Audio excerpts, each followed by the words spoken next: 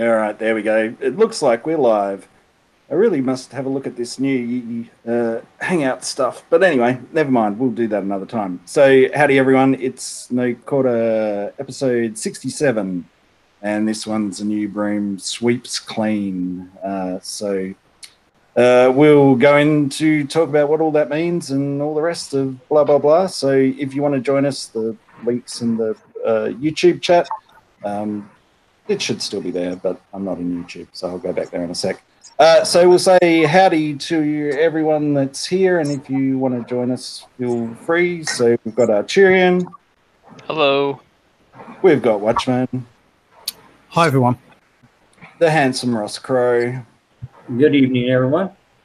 It's nice to see Simba Dakota back again. Hello.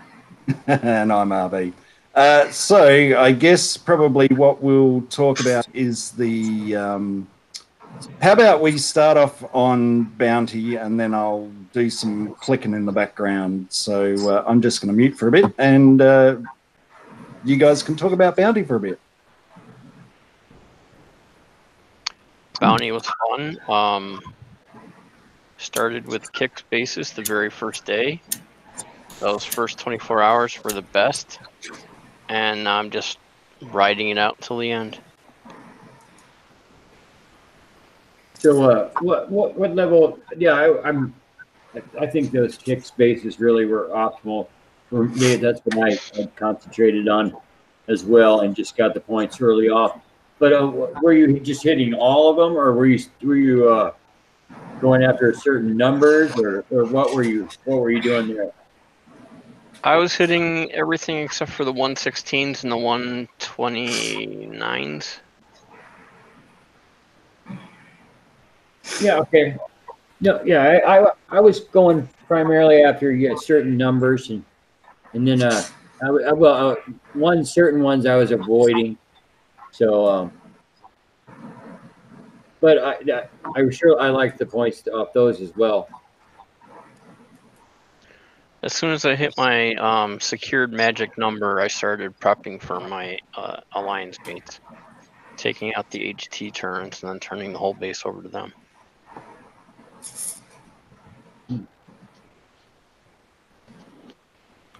Yeah, I enjoyed it. I started. Normally, I don't start a bounty from the beginning, but this time I did because I could see the benefit of those bases. And that the kick employee bases, so I hit quite a few. Then I got into a bad period where I couldn't. Every battle I went into, it just kept crashing. So I ticketed and I just went to bed basically. And because the time the raid starts, the bounty starts for me, I come back on in the morning and it seemed to be working okay. I put in a good old shift. I ended up with 295k at that point within the first 24 hours. And that was just hitting the Kickstarter employee bases. So yeah, I was very happy with that. You know, I was just hitting whatever was basically as soon as I'd hit one, finish it, a new one would spawn, and I was just going from one to the next. You know, the damage wasn't particularly high. I think there was one that was doing a bit of damage. It was like a 113 or something like that. 113s were easy. Oh, then that's not the one.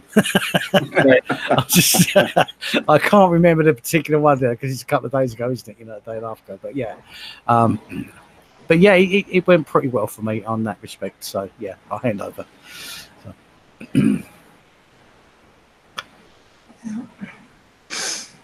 Have you been doing it, Simba or Ross? Yeah, I like that they did it for a full day for the employee bases. It gave people a chance to get the points they needed, and if they needed somebody to prep for them, they were able to get the ones with good points.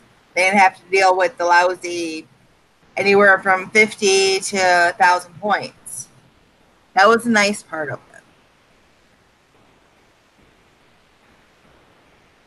Cool. What were you going to say, Ross? Sorry. Well, I thought that I didn't even foresee that somebody would need prepped on some of them if they were to go after. Really, there were some low employee bases that were. I would think that you could just, you could just go after all day long, even if you were a lower level player. So I really liked the aspect of that. And what it did is take it away from hitting another player. You know, why would I hit another player when these are on the map?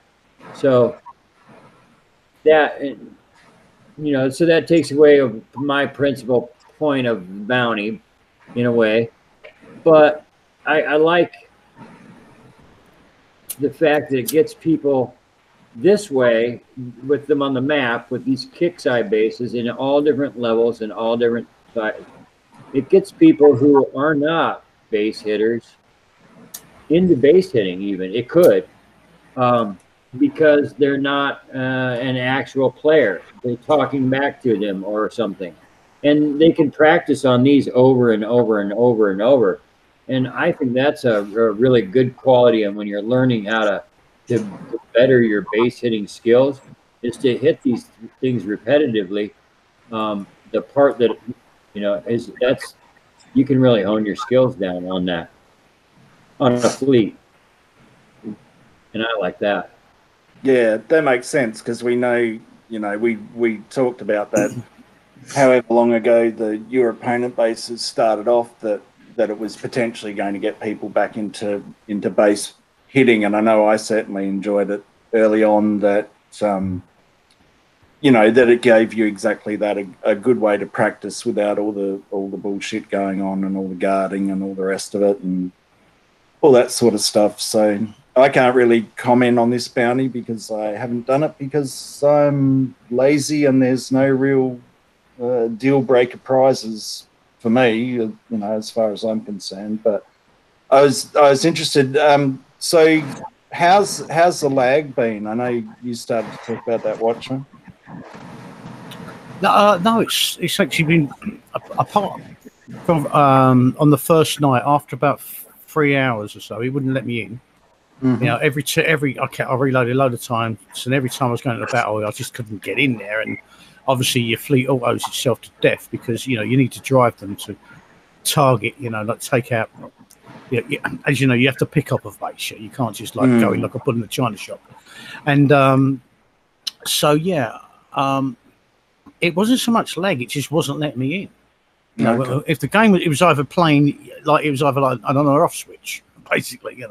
It just wouldn't let me into the bloody battle. So I gave up, ticketed them, and then come back. Went to bed, got up in the morning, and it seemed to be playing okay, and it did play fine. So yeah, the lag has been good. It was just an issue on the first night for me. Hopefully, no one else said that, but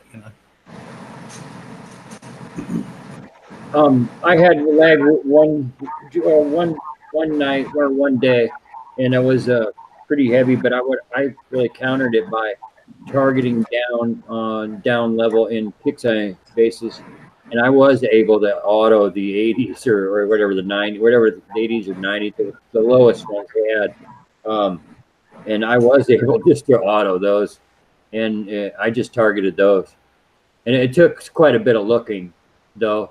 But it was very doable. Okay. So I did have, and I had horrible lag at that time.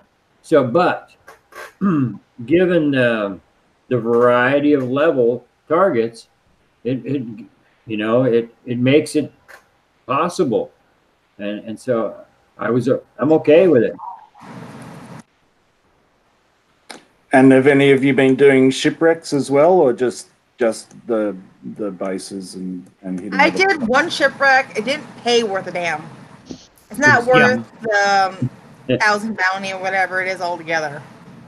I think that's the experience of most people. Yeah, we all tried. I think one shipwreck. I went, okay, yeah, thanks, but no thanks. You know what I mean? Because you got to sit there for ages. It ain't paying out shit. So what's in the time that you're sitting there, you could go out and get thousands of points. You know what I mean? It's not worth it. Yeah. I'm not a fan of shipwrecks. I built them, I used them, I tried it once, and they're now sitting in storage. Yeah, I've got 2 fleets that can do them. I've got two of these, interceptor fleets, whatever. Hoping that they would be beneficial in this bounty. Yeah. and they're completely useless because the tiny little amount that you'd earn from them, you know, they're only good if you want to go out sniping fleets with them at the moment. That's about their only, you know, and I don't do much of that, but you know, yeah, they're horrible. In all honesty, I want them gone. I do. I wish we, you know, for me, it's just not my thing, but because I'm getting sniped, and not from local or anything, but a couple people are upset with me apparently, and I've been getting some snipes. So yeah, and those things kick the shit out of you. I'm not, you know, in my regular base hitting fleet or whatever, it gets frustrating. And I'm a prepper. I'm a guy that, yeah, I like to even, I like to prep bases even. And geez, those I'm getting caught by those bad.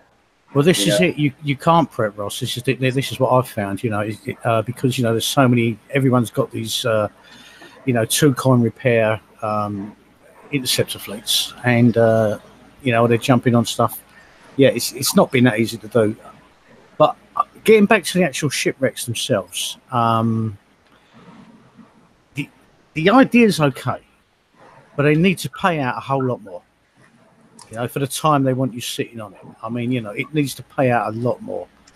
Then that's the only one that's ever going to be viable because it's a tiny little drip, you know, and it's just not worth it at the moment. You know, the time that you would put into doing them for the rewards that you get.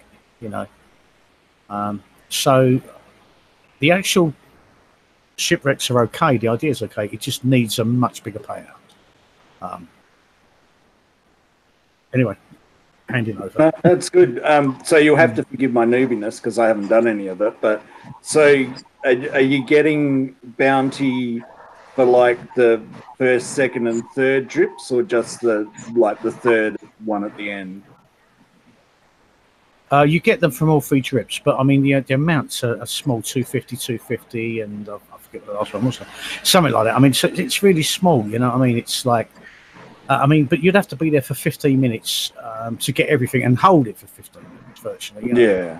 Yeah. To get under 1,000 points, and it's like, wow, you know, you could hit 2 or 3 bases in that time, even lower level ones, you know, and get a lot more, you know.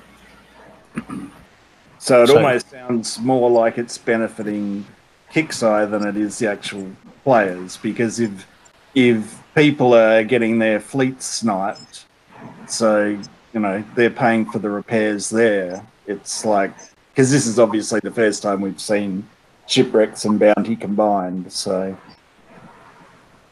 it's kind of interesting to say the least. So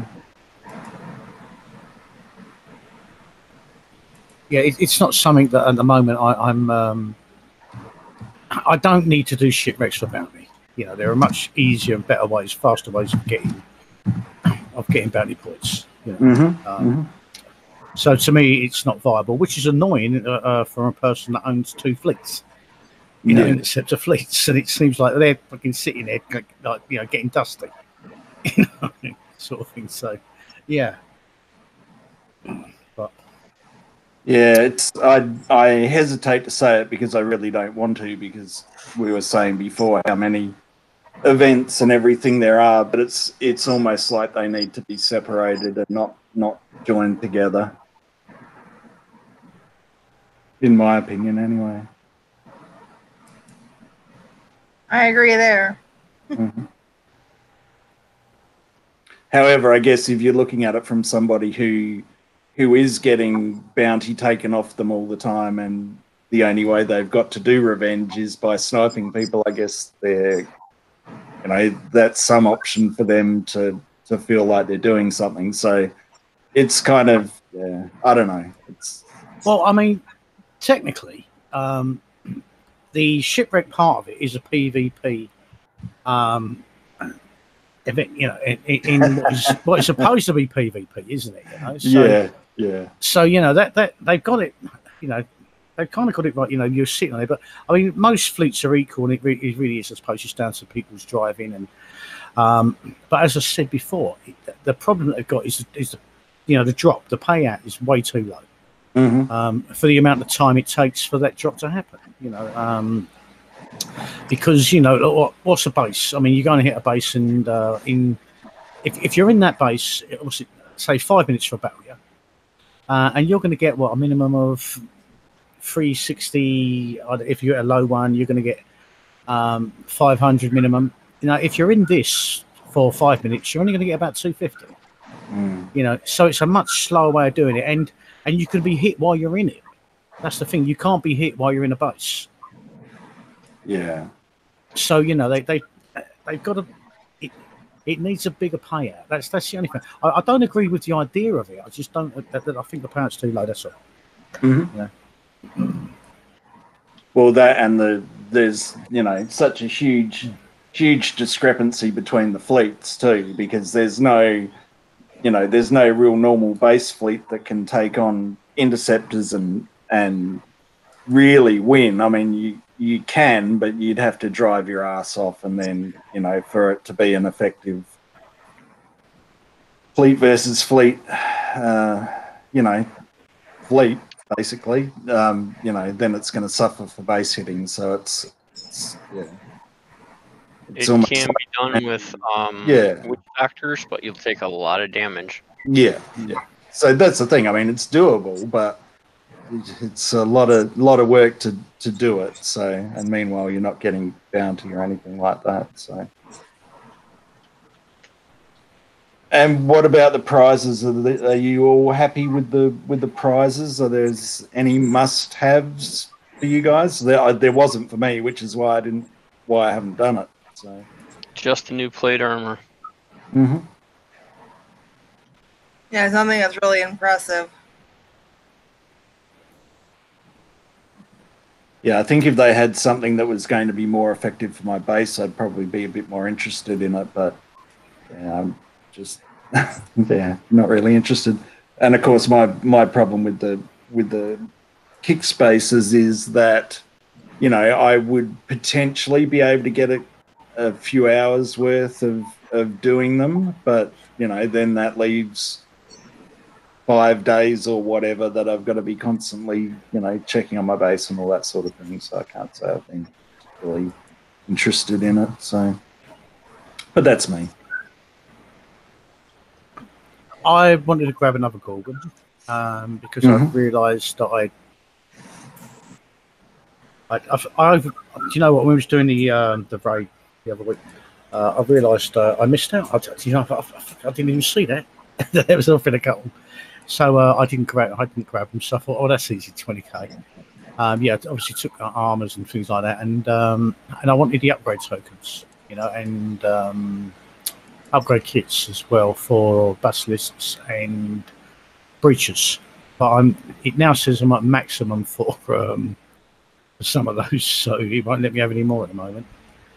Well, I'm actually glad you brought that up, because I saw a lot of chatter about that during the week of, you know, obviously there's a crap ton of deals that have been offered and are still being offered, and people are buying them and not realizing that they're, you know, at their limit of what they can possibly hold. So they're buying these fleets thinking that, you know, that they're getting a bargain, and then realizing, well, actually, no, you know, you're not, you can't have them because you're already at the limit of them. So it's, there seems to be, like, surely there can be a mechanism that it's like, well, if you've got all of them, you don't get that offer. We've seen it before. So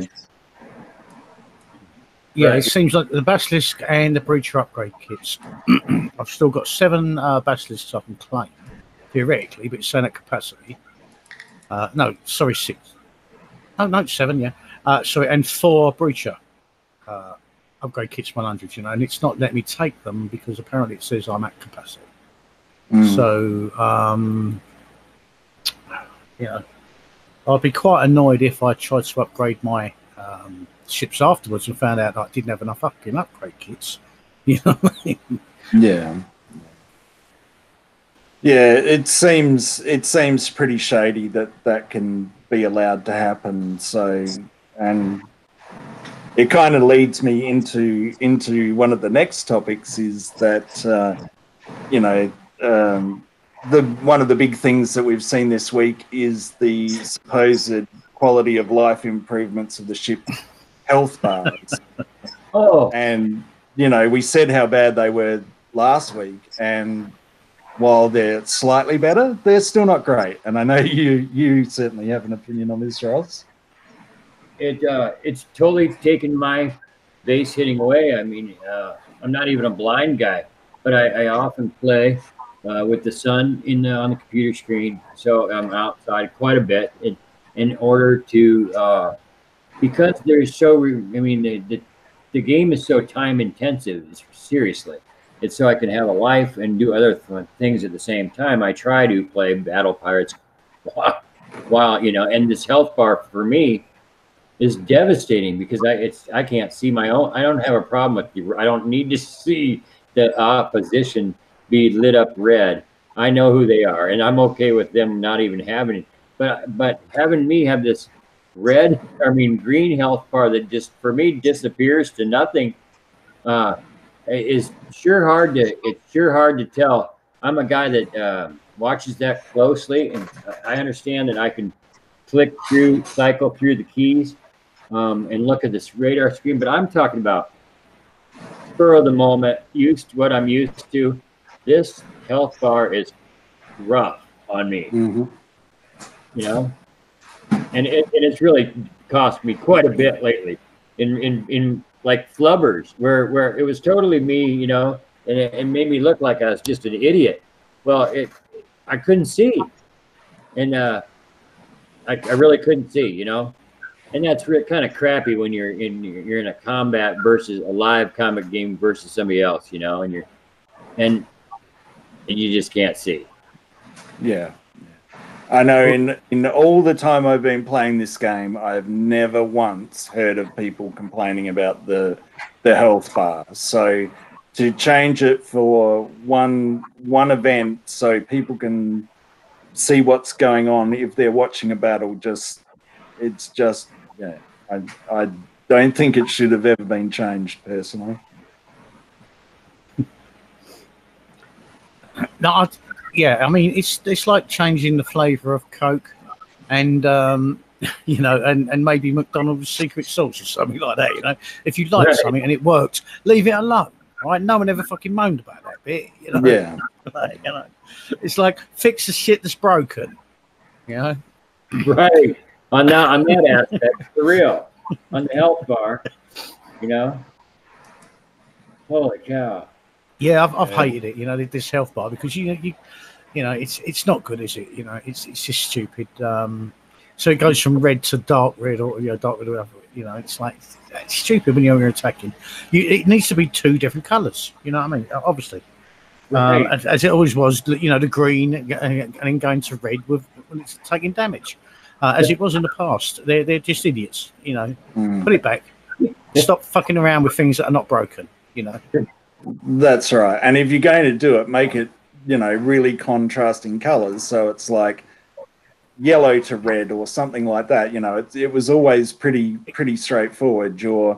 A healthy ship is green, which means go. If you're taking damage, it's red. So, it's like it was this way for a reason, and to change it for one very small part of the game, it's a massive change. And while I can see the benefit in the sorting of the specials and all that sort of thing, that's not really a thing that bothered me. But I can go, okay, well, that's fine, because the rest of the community wanted it. However, changing a health bar that no one has ever said this needs changing, to me, is just it's not a quality of life improvement. It's downgrading the quality of life. So did you not see the pages and pages of complaints about it on the forum about beforehand?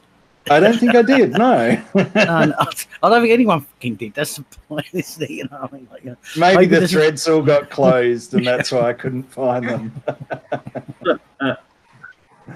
Oh dear me. Anyway, never mind.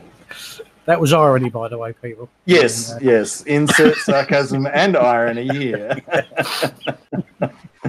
Very good. All right, I'm just going to do some screen sharing stuff. So, because the other big thing that's happened this week is the CM Diary Dubawatsi. Link to everybody. Click back on me without freaking everybody out. Hopefully, you can all see that. So this was the post that was done by Chris the other day. So, of the June CM Diary. So, has everybody seen this or no? Yes, no? Yes, sir. Yeah, I've had it up for a few days actually. Yeah. Yeah. So there's some pretty important stuff that's being covered in it, and one of the big ones for Ross is fixing the BP app. So I guess a lot of people will be happy about that. Yes, life changing, because it's so the game's so intense, time intense, that this on the go HQ app, hooray! Seriously. I thought it was the best thing since sliced bread when it came out, and then when it didn't work, I couldn't believe it. So I'm glad it's back in time for basically in time for my fishing season. So that's just awesome. Seriously. Yeah. Well, it's not working yet, I guess, but if you make a statement like that, right? I mean, I think that means that they got it, right? You know what I mean? Well, yes and no. So I guess, like you said, it's not fixed yet, so it'll be after the next update. But I am a little concerned about there's still some known limits on its functionality, but those who enjoy using the app are taking care of their basic chores. So I wonder, whether it's going to be back to the way it was, or I'm just not sure. It's been broken for what, 4 months plus or something like that. More than that. Yeah. Now I've been in the Alliance. I'm in now for a couple of months. Before that, I was leaving another Alliance. I lost most of my other top players because they were using the app just to keep up, just do chores. And then when I found it, as I said, we was getting hit by other alliances, and I thought, hang on, I'm the only one fighting here. What's going on? And I found out that most of them had sort of given up because they just thought they couldn't keep up anymore. They said, "Oh, I'm not really playing anymore, John. I'm not really playing anymore." And I thought, "Oh, for fuck's sake, I'm on my own here, aren't I? I mean, this is not sustainable, And that was all down to the app. I mean, a lot of them were using the app just to keep up with their chores, And that is it. And they could have a lot of players, I think, sort of stopped playing or didn't bother, or fell behind because that app not working, which was they didn't realise, with the amount of chores they put out there for people. Sadly, a lot of people then become dependent upon that app just to try and keep up. Yes. Which is wrong. I mean, that means there's a fundamental problem in the game if people have to devote that amount of time just to playing the game. That's something they need to look at outside of the app being broken. To be honest with you, Well, I can bet you the spend gold button functionality will work. So that's probably the most important thing. So anyway, never mind. Well, in all honesty, the app promotes it's an auto type feature, so you auto target. So in all essence, you're coining the damage. Really, so it's promoting. I think it's monetarily beneficial for them to have the app running. I would think. Yeah, I've always thought that too. So it's interesting to say, that they couldn't spare the resources to make money. So, I don't know. You wonder what else they've been doing. But anyway. Yeah, I mean, that was it completely. The guys that were using that were actually spending money on auto and stuff, Right. And it seems like, hang on, this is a crazy idea. We've shut down our, the guys that are spending money to just smash blindly, we've shut them down, but we can let the grinders on. Yeah. You know, it's like, yeah, how's that a good business plan? You know, I bet they didn't mention that in the sales fucking catalogue when they were selling it. You know what I mean? Like, you know, yeah. Yeah, I have to remember to talk about that too. But anyway, so then we go into the next raid, which is Black Swarm. So that's starting Wednesday the 10th at 3 p.m. PDT.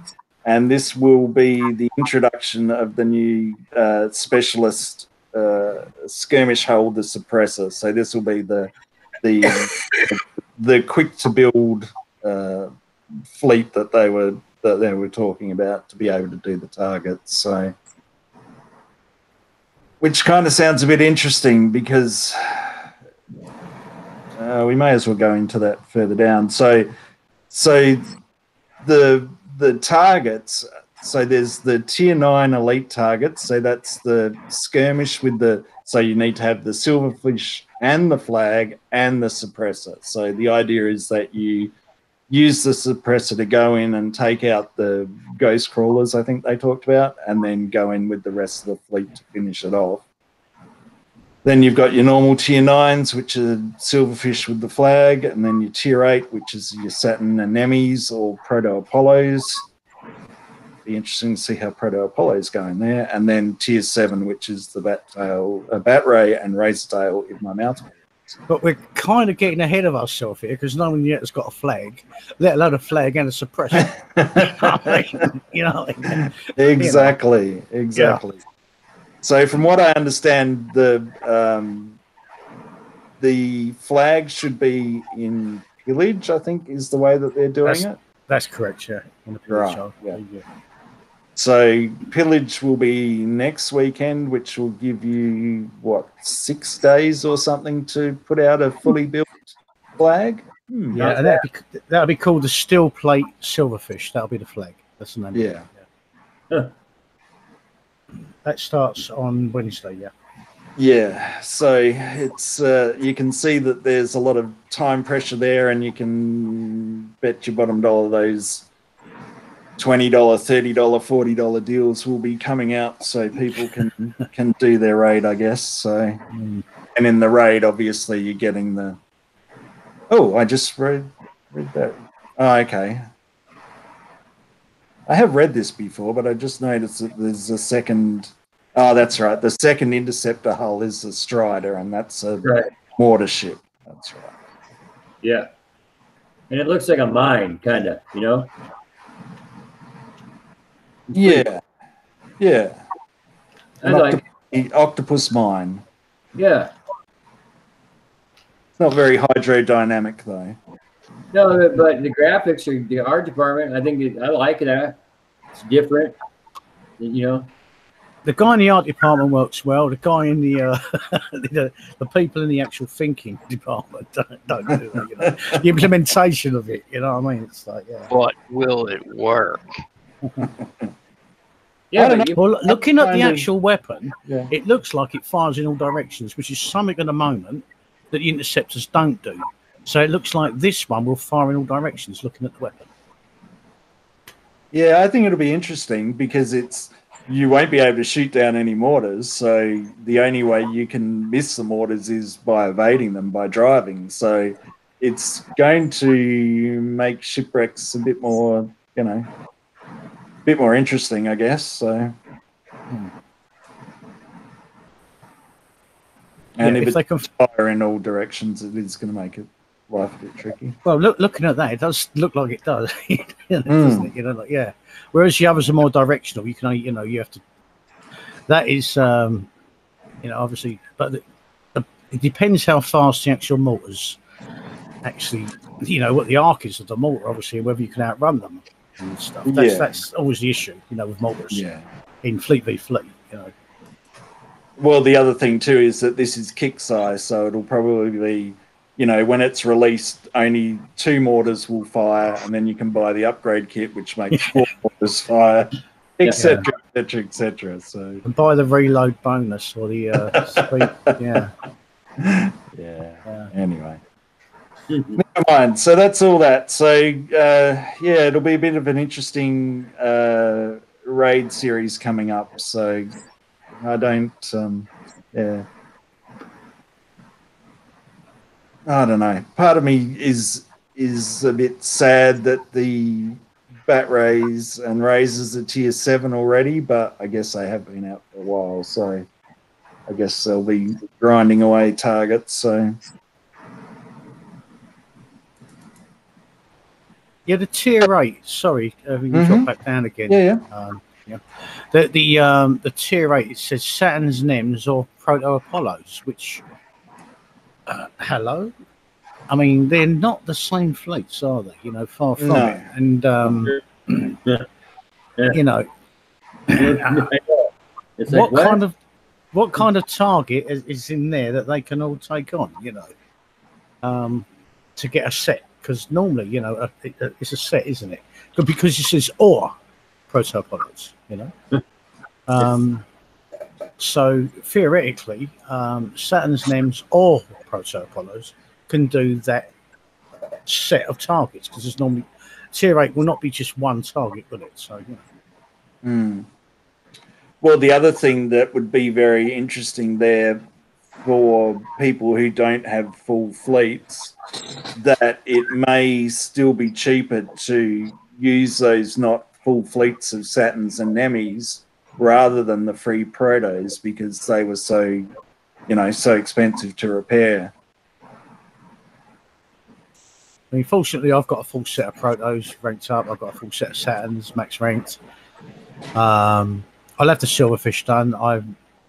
The flag. I don't. We'll see what happens on the pillage, but they've not normally been that difficult to pillage, hopefully.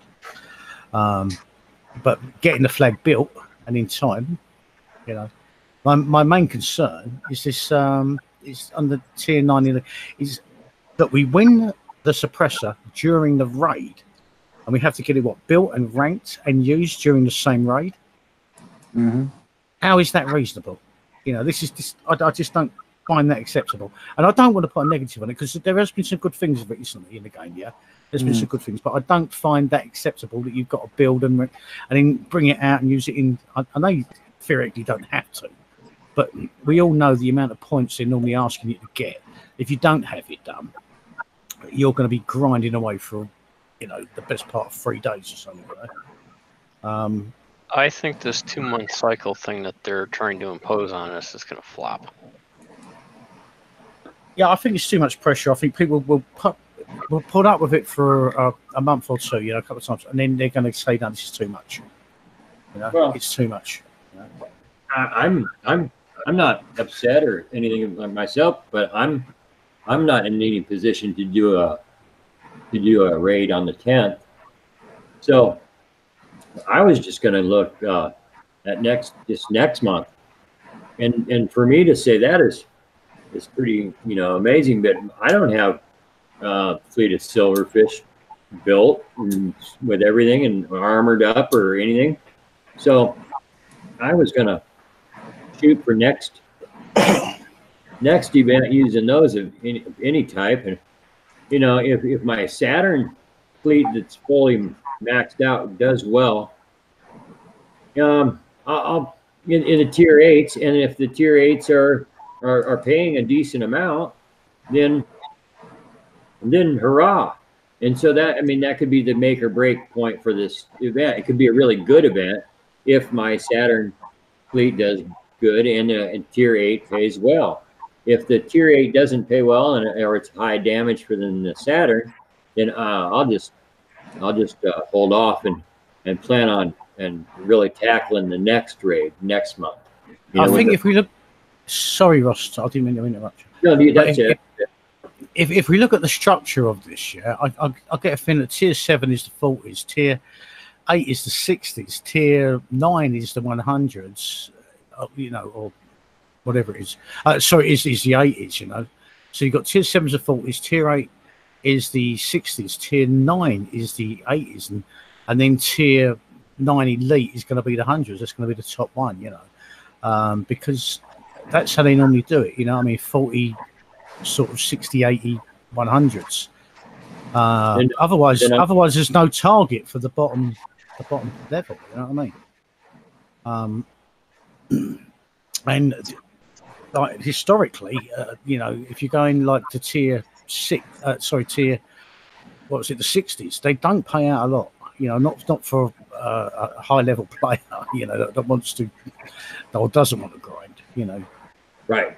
No, right. I mean, it will lose my interest, and it just will lose my interest, and it's because I don't have the what it takes to do the event, in my opinion, and that's just in all, you know, in my opinion, but that's the position I'm at. So and in turn, I'm not one to go, okay, I'll do this and I'll grind 60s. I just don't. I just don't do that. well, we obviously we haven't seen it yet, you know, so we're only speculating, yeah. Right. But you know, generally because the way tiers normally work in the game, you know, the third, you know, the next tier down, or the tier 8 is technically going to be the 60s, which pays out like low points. If you're a high level player, you know, you're not going to gain what you need fast enough. Yeah, I mean, this 2-month cycle, I don't know, it's wrong. It's, you know, bloody hell, everyone you know, the massive outcry for a 2-month cycle when everyone was saying we want a 4-month cycle. You know what I mean? They said, yeah, we've listened to you, we listened to the player base, we've given you a 2-month cycle. But you know, but we're going to let you use your old holes to hit fuck all points in the next raid. You know what I mean? Sorry, but that's what I'm seeing here. You know, it's like, yeah. Is that fuck all or sweet fuck all? That's it, you know what I mean? Or you can coin it, you know, it's like, yeah, it's I don't know. Sorry about the language, guys, but you know, this is what I'm fucking reading out of it, you know. Yeah, it all comes down to, I guess, you know, what the points are. Because, you know, if it's, you know, say if it's like, actually, I wanted to go back to that, but yeah, say if it is like pillage and, you know, the damage is negligible and you can just do it all day and, you know, everything's fine, and this is assuming that pillage isn't going to change either, because I'm pretty sure that it will now that we've got these proto fleets. But anyway, you know, if it's like that, well, maybe that's not quite so bad. But I mean, it's an interesting way of doing it. So what they're saying is that you're going to use your silverfish with your flags and, you know, to hit the tier 9 targets, and then once you've got enough points to get the suppressor, then you're expected to build the suppressor, which I guess if you stack tokens, you may be able to do. I don't know. I don't know what the build time's going to be like. So, and then you can reduce your repairs. But yeah, it's a pretty big gamble on their behalf. So, and to what Chuck was saying, it's like, well, you know, no one. I'm more worried that they can't keep up is what is my concern. That, you know, it's bad enough as players, but I'm concerned that they can't keep up with what they've committed to. So yeah, and they'll start making big more mistakes. Of my worry. Sorry, doing it. No, you're right. But they'll start making big mistakes as well, you know, because of the amount of pressure they put on themselves to push out new content that fast. And, you know, and that's when we start getting glitches and other problems. But it's not just that. I mean, okay, back to the pillage.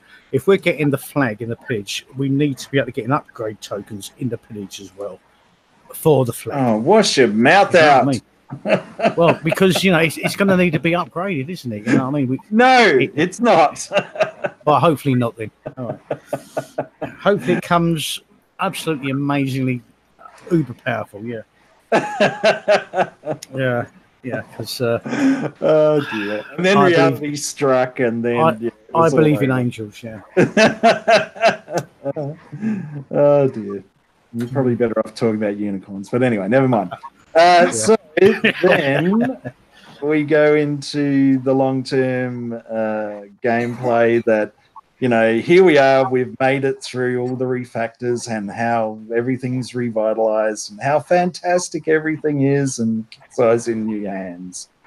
And yeah, I don't know. It's been a bloody ride, hasn't it? Yeah.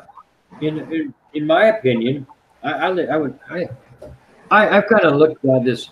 I was really disliking this whole upgrade thing to start with, and then I looked at the whole upgrade things in myself, and I don't mind that in theory. Yeah, for longevity of game, for longevity of my hull. That possibly, after the target got no good, after use of the same target over and over and over in the cycle over more than one time, we would possibly get it, need to upgrade it at that point at a level. You know what I mean? But this content going out and the upgrade as fast as possible, well, actually faster than you can do, so you have to coin things, is not my idea of longevity. Good, great upgrading. What upgrading could be used for, is longevity.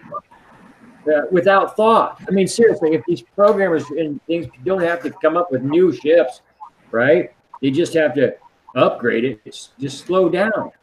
See, I think it's great, but they just aren't doing that.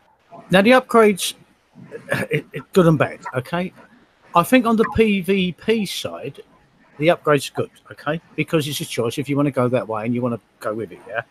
When you get PvE hulls that almost need upgrading as soon as you can one of them, which just basically is like a tax on build time. It just makes the build longer to get to where it needs to be. Then there's a problem, especially when you've got a 2-month cycle. That's absolutely ridiculous. You know what I mean? Yeah. Yeah. On the PvP side, yeah, if you can take an old hull, give it an upgrade, and then you get some longevity out of it. Yeah, I haven't got a problem with that. Yeah, if people want to go that way, and as we say, not everybody even does full on PvP, so they can kind of avoid it to some extent. But when you need to get your raid and your bounty, your raid fleets and your weekly FM fleets and stuff like that, and they need to be upgraded all the time. And yes, right. No, that's the problem. That's where the problem lies. When you've got such a short time span. I totally agree. Yeah, and the campaigns are geared towards upgraded fleets. Well, because just general mechanics of the way the game works is they take the map, they work them into the campaigns, and so in theory that's going to be requiring upgraded fleets in our opinions. To theirs, maybe not, but into our opinions, it's tuned to upgraded fleets. I mean, we're already seeing that. It really is. I think almost immediately targets are tuned for the max that's out there. Yeah, definitely. And I think it's also shutting people out as well, because if you are, if you're struggling in any raid cycle for whatever reason, life happens, and for whatever reason, your computer dies, you have a car accident, who knows? There's so much life that goes on outside of this that as soon as you're behind, so if you come back to the game for a start, you'll come back and you have to do the raid or whatever, and you've got the choice of the $30 fleet or whatever, but my point is you're spending all your points catching up on what you've missed out on, and upgrade kits aren't going to be your high priority. And given how many points it takes to get upgrade kits, that I think it's actually shutting people out. I've always thought that every single, when you get we transition into a new raid series, yeah. Mm-hmm. And they have what we call the store event, effectively. Yeah, I've always thought that every single prize that's ever been available should be available in that event, and then you just click what you don't own, and you can pick whatever you want. You know what I mean? Yeah. Because there are some maybe some opportunities, some weird stuff that a couple of people, they missed out on something because they was, and they can grab it. They can say, yeah, no, I was looking for that. That was the one I wanted. I think it should be available at the moment, that would be every couple of months. And so that would be a positive move, because hopefully you could get it then if you didn't currently have it. Because you've only got to click the what do I already own, and then what you haven't got is going to come up. And obviously, unfortunately, there's not a what is viable anymore list. Don't pick the shit at the bottom, but yeah. Well, that Punisher fleet that you were talking about, wasn't it, Chuck? Yeah, when I was talking about building for the FM. Yeah. Yeah, I threw together with just a couple of tokens because they give you the tokens practically for free. And I threw together 3 Punishers with the coaxial Firestorm mortar rocket combo, which unfortunately the weapon's not in the FM. But it would be perfect for any low player to instantly go out and go from the 62 all the way up to the 111. I mean, sure, you can't do a full 111 in one hit, but you'll get points real quick so that you can get up to getting the icebreaker and building those, which will also open more doors. Yeah, this is kind of what I'm saying. There's no reason for all those prizes that were in the past to not be there. Those specials and weapons and stuff like that, not to be there. Everything should be on the table. And those of us that got it, we just click the button, and you've got it now, haven't we? If you already own it here, you don't need it, right? And for those that don't have it, they can think, oh yeah, I'm going to need that. I'm going to need that. And if they think, they can ask normally if you're in an alliance, is it worth getting that? And we go, no, sort of thing. But yeah, that's worth getting, yeah, sort of thing. But everything should be there on the table, shouldn't it? Because sometimes there's a lot of people playing catch up, and there's that could be that one bloody thing they haven't released for months or a year, and it's missing, and it's really frustrating for guys that are playing, the guys and girls that are, that are playing catch up and are missing that one vital component. I guess another way they could do that is in like the collector chests as well for pillage or something like that, or if they do another bacon event or whatever. Not that we want more events, but if they did something like that, that might be an option as well. So what are you guys rambling on about? Shit and stuff. No, I don't think it's because then it becomes a random drop RB. I think it should, and that's like again, that's a lucky dip. No, it's, as I said, everything should be available in every, in those events, and then you can take what you bloody want if you're playing catch up, because that's how people catch up. Anything over a year old should be researchable. Yeah, well, yeah, I agree with that as well. Yeah, that'd be good. And as long as people can get access to it, is the point. Yeah. That's what I wanted to get. As long as they can get hold of it. Yeah. Have we talked about personnel changes yet? I'm just about to say thank you for gracing us with your presence, because I literally just walked in the door.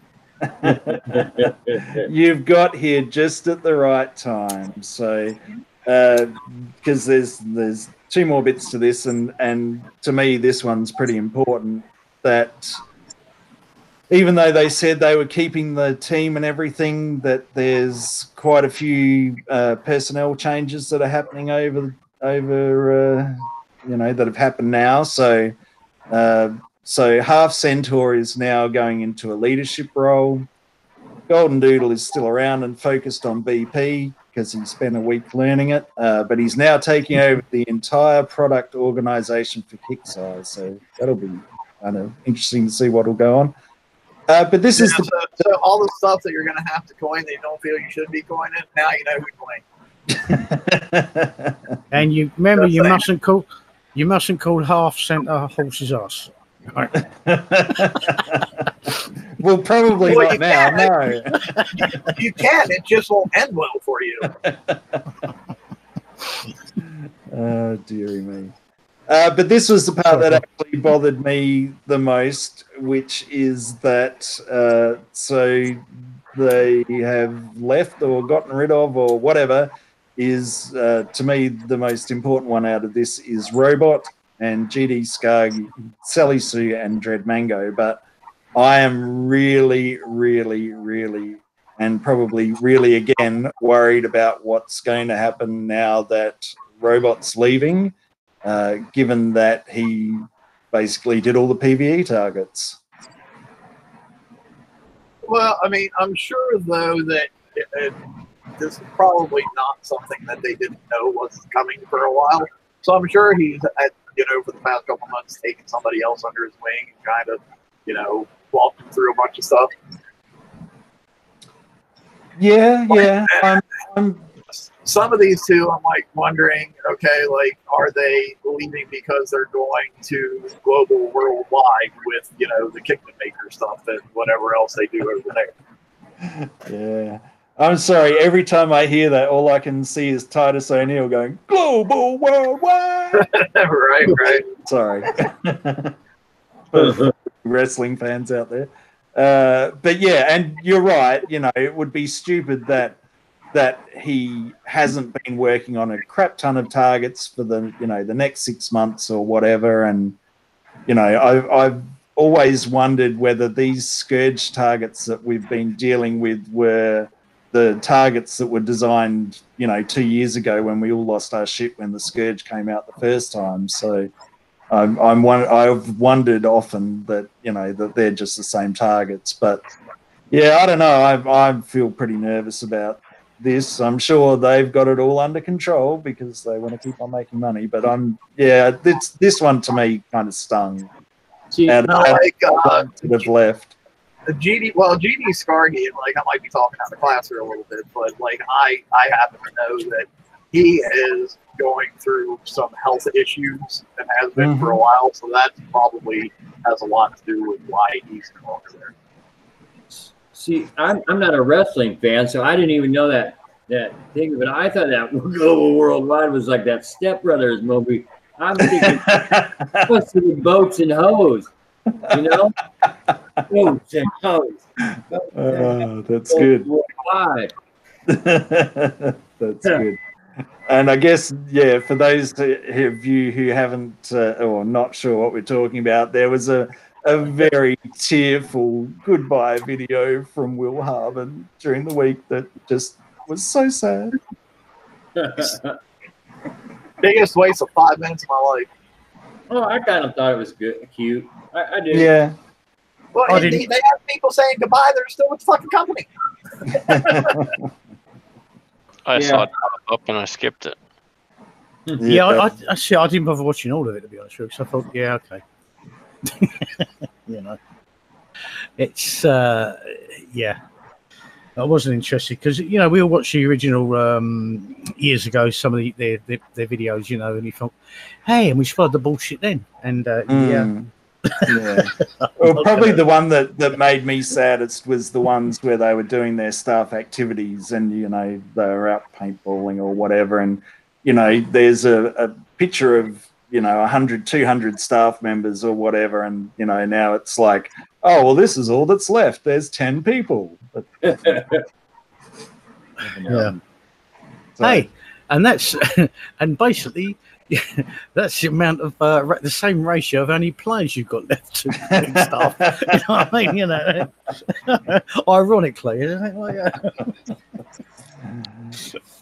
However, the good news out of this is that we're actually going to have an official full-time CM, which will be CM Gillies. So, Damnation, I give you probably 2 weeks before you're muted again on Discord. I don't know. We'll see. I sent Chris a message on Discord the other night. I'm like, well, since you're bouncing, that'd be a great time to add me back to the test server. Definitely. See, I was using Discord originally, when it first started to blow up, be used. But then it seemed like we got the same old trolls getting on it again and messing it up the same as they did with the forums. Yeah. And I just gave up with it, to be honest with you, for the most part. And I know it can be useful, but it's like trying to scroll through it and find anything useful on it after all the trolls have been on. It's just a pain in the arse again, you know? Yeah. Well, that's my biggest issue with it. You know, if there's something important that's happened, it's like, you know, you've got to scroll through hours and hours of comments, and they need to be sort of flagged up on the side as like, you know, check this, check this, and it's just you just go to the straight top of it, and that's it. You know, well, their messages, you know what I mean, as such. Yeah, you know? But that's not really how Discord works. You know, the whole point is that it's interactive like that. Mm. So it's not. So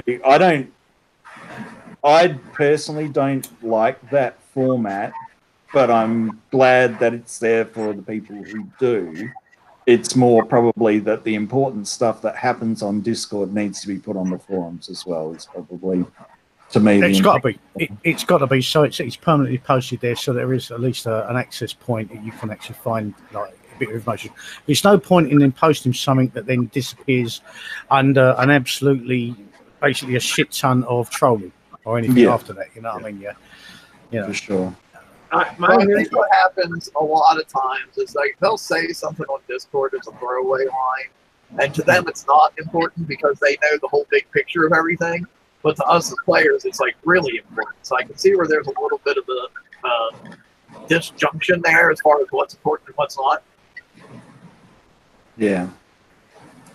And totally, because I get taken wrong. In my opinion, I'm taken wrong because I don't use it as a hangout talk, as a fun place, because I got enough with the game. Really, I got enough time being on the game, you know. So I can hang out and talk and chat and in TeamSpeak or on the game in the comms. And I don't need another live communication chat. So I use it only for problems, getting problems solved. Well, that makes it look like I'm not really I'm not a great guy or fun, but it makes me look like it's just I'm just complaining. It makes you look like a whiny bastard. That's what it makes you look like.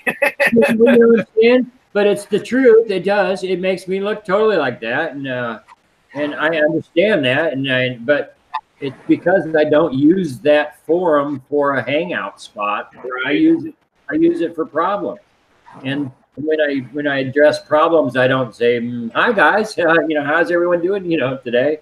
And so I guess I need to work on certain things like that myself. But so that's how I'm having problems with the Discord myself because of that's how my use of it is. You have the exact same issue that I have. Is you're very blunt spoken.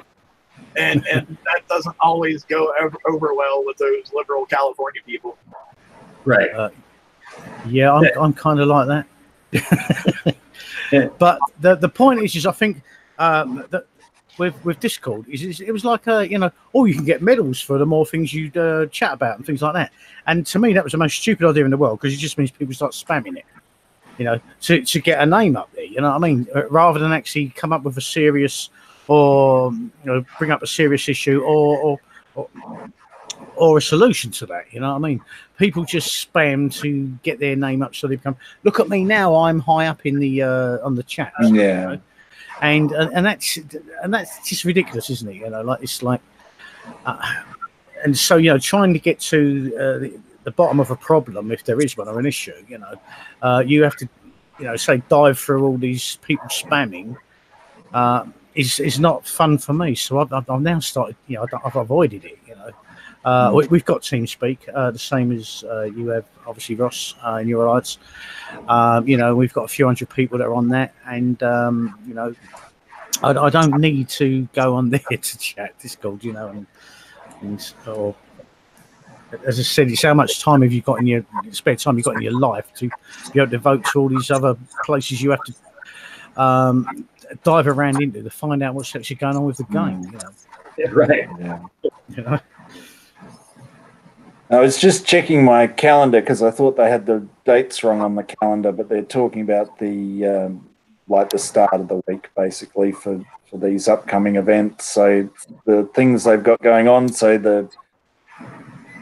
on Monday they've got the support for the BPHQ fixes, so hopefully that'll go well, and then you can see the other things that are coming up there. So the one that kind of interested me was the 9/29 update.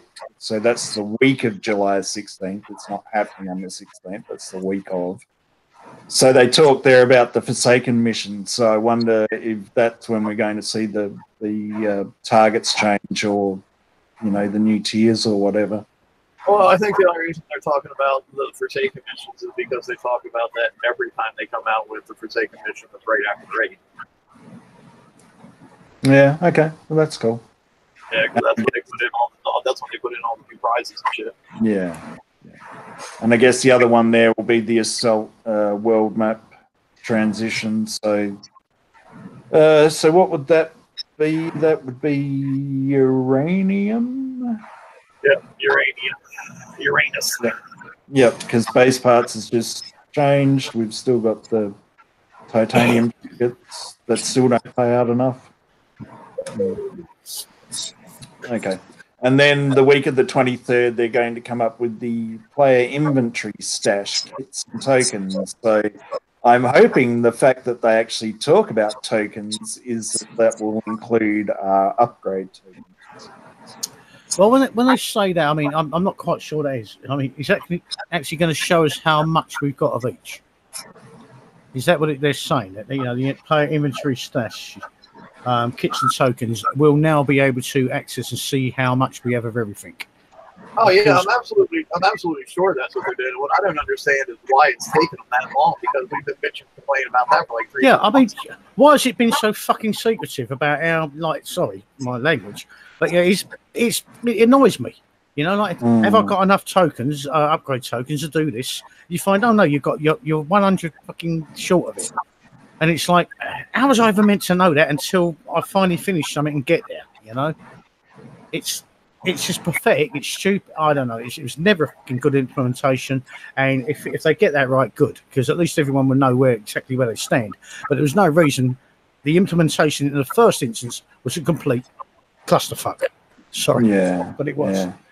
Well, I was under the understanding that it's all the VXP tokens and all that sort of thing. I mean, I might be wrong, I don't know, but how when you go to look at how many ship build tokens you've got for each particular hull or whatever, I thought that that's what they were talking about. But I'm very hopeful that they will work on the upgrade tokens as well and include. Well, it does say kits and tokens there. Yeah, but tokens. Yeah, you're right. So kits are normally upgrade kits, aren't they? And that's the thing. Right. That's the thing. We didn't know how many kits we had or whatever. You know what I mean? We could never access that. You know what I mean? So know exactly where we are, because with all the other things going on, it's very hard to to know exactly where you are. Yeah. What were you going to say, Ross? Yeah, I mean, I have a problem with it too. I mean, because and who else always keeps the shipyard free to chat? Yeah. And that's the only way you can chat. So it's just like, why make it inconvenient? I don't understand it. So I hope it gets fixed myself. It looks like it is going to be, so I'm going to be positive about it. But I I understand that, but it should have been done from the first implementation. It shouldn't have taken a month or so later before we can finally find out what we actually own. Yeah, well, and the full kick in the guts with that was that they've got that tab just sitting there for your special items. That was the perfect place to put them, but it's kind of old news. But anyway, yeah, but that'd be too difficult. Yeah. So, but remember, out of all of this, it's a privilege that they're taking this journey with us. So isn't that nice? Does that make you feel warm and fluffy? If I want to go grab a kitten and go snuggle them. Well, I mean, they should feel privileged that we've stuck around this long. Yeah, for sure. Anyway. So interesting times ahead. So there you go. I'm going to take me off present. Actually, I should probably flick quickly to BP next week. I was kind of interested to see if there was. I did kind of vaguely have a look the other day to see if there was similar sort of news going on with War Commander, because obviously, things that affect us also also affect them. So, but I couldn't really find that much. But I'm going to be interested to keep up with that to see what you mean over there as well. No ownership and Yeah. See if who's being sort of shuffled around and stuff. Yeah, and I did Job-wise. see a thing about that they were giving lower level players kits to catch up and stuff like that. So, because it's obviously all under the Kixeye umbrella, so I kind of, want to see what's going on over there as well. So, anyway, so BP next week, there's a wrong thinker thinks. So he's going to tell us about advanced tactics for shipwrecks and interceptors. The pillage briefing will go up, so you'll be able to get the steel plate silverfish with available upgrades. Hurrah! And then Wednesday pillage starts. So there you go. Very good. So is there anything else anyone wants to end on, or shall we start wrapping it up?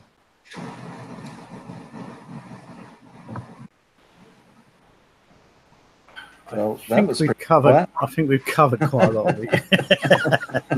Yep, sounds like a wrap it up to me. All right, no worries.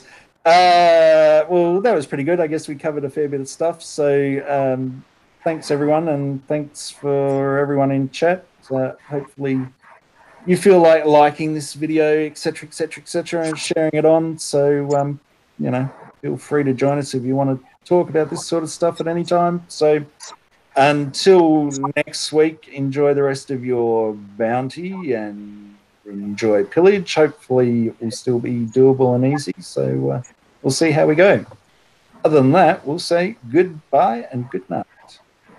Oh, you stole my line. I was about to say the same thing. Goodbye and good luck. Have fun, guys. Bye. Good night, all.